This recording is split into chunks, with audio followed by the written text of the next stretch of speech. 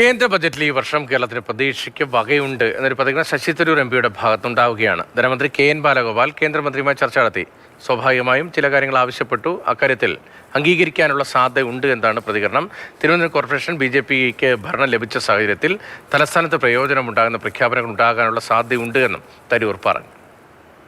കഴിഞ്ഞ വർഷത്തെ അല്ലെങ്കിൽ നേരത്തെ ബജറ്റുകളിലൊക്കെ കേരളത്തിന് ഒരു ചെറിയ അവഗണനയൊക്കെ ഉണ്ടായിരുന്നു. അപ്പോൾ വലിയ പ്രതീക്ഷയോടെയാണ് ഇത്തവണത്തെ ബജറ്റിന്റെ കേരളം കാത്തിരിക്കുന്നത്. സത്യം തന്നെയാണ്. നമുക്ക് കുറേ വർഷങ്ങളായിട്ടൊന്നും ഉണ്ടായില്ല. അപ്പോൾ ഈ വർഷം തിരഞ്ഞെടുപ്പ് വരാൻ പോകുന്നല്ലോ കുറച്ച് മാസത്തിൽ. അതെങ്ങനെ കണ്ടിട്ട് ഒരു പക്ഷേ നമ്മൾക്ക് വല്ലതും കിട്ടുമോ ഈ ബജറ്റിൽ എന്നൊരു പ്രതീക്ഷയുണ്ട്. അതിൽ നമ്മൾക്ക് അറിയാമല്ലോ, 10-15 വർഷം മുമ്പ് വാഗ്ദാനം തന്ന ഒരു എയിംസ് വന്നിട്ടില്ല. അതുമുതൽ നമ്മുടെ തീരദേശത്തെ സംരക്ഷിക്കാനുള്ള സഹായം, പുളിമുട്ടിനും ഗ്രോയിഞ്ചൊക്കെ കെട്ടാൻ, കടൽ ഭിത്തി കെട്ടാനുള്ള ആവശ്യത്തിന് വേണ്ടി അതിനൊരു സഹായം തരും വന്നിട്ടില്ല.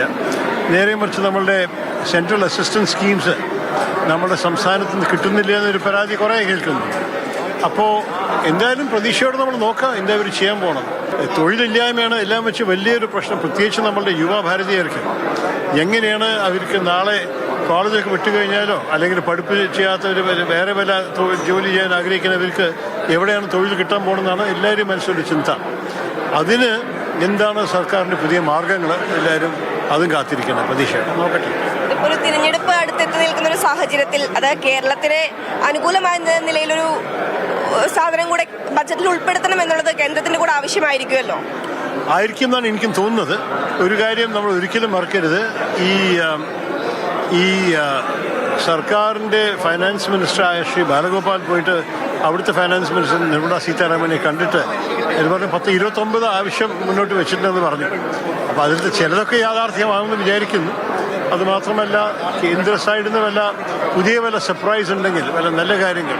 ഇപ്പോൾ അവരുടെ ഭരണം, കേന്ദ്ര ഭരിക്കുന്ന പാർട്ടിയുടെ ഭരണം തിരുവനന്തപുരത്ത് വന്നിട്ടുണ്ട്.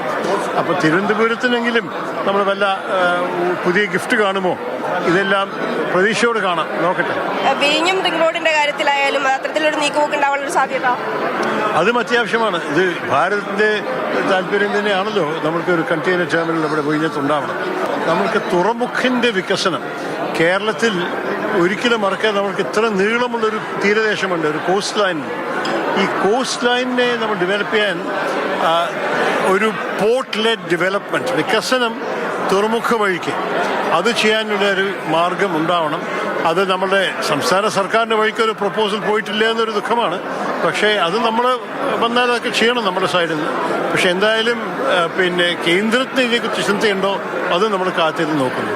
നിയമസഭാ തിരഞ്ഞെടുപ്പ് അടുത്തു നിൽക്കുന്ന ഒരു സാഹചര്യത്തിൽ അത് കേരളത്തെ പരിഗണിച്ചുകൊണ്ടുള്ള ഒരു കേന്ദ്ര ബജറ്റ് തന്നെയായിരിക്കും നാളെ പ്രഖ്യാപിക്കുക എന്നുള്ള പ്രതീക്ഷയിലാണ് ഏതായാലും കേരളമുള്ളത്.